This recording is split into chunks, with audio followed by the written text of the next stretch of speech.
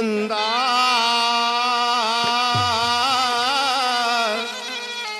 उगे ओ बहनी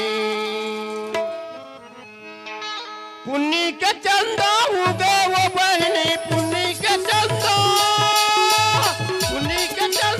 उगे वो बहनी निकला गे गली को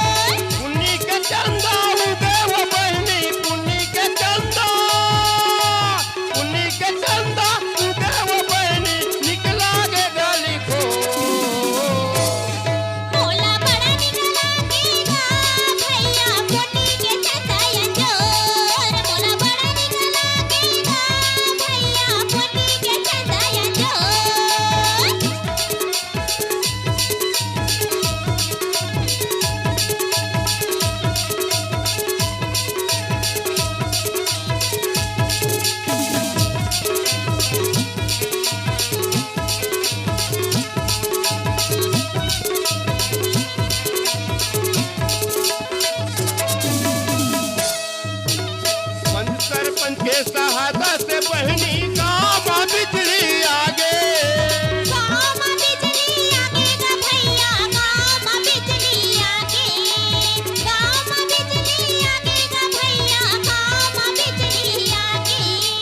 पंच सरपंच के सहायता से बहनी गाँव बिजली आगे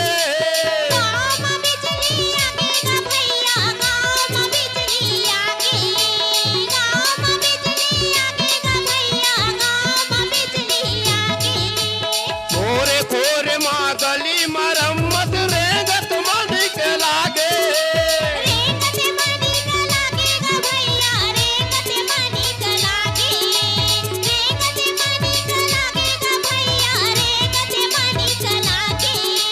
दुकाल अब पर नहीं बहनी दुकाल अब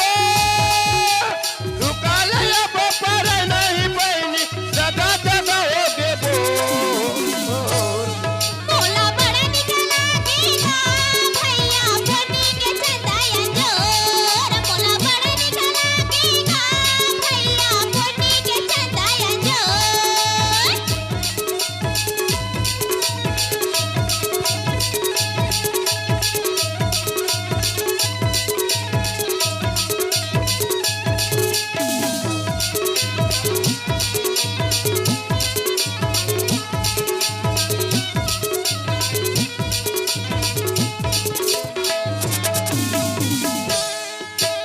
बोल शिक्षा ढालो खुल गए बहनी सब जन पढ़बो पढ़ाबो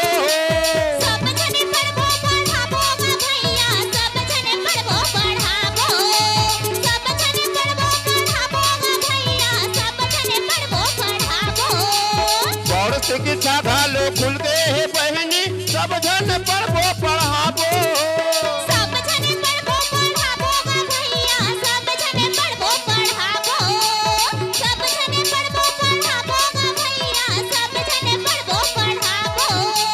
संगी जवरिया सब जुरी मिलके गाँव सड़क बनाबो भैया गाँव सड़क बनाबो भैया गाँव सड़क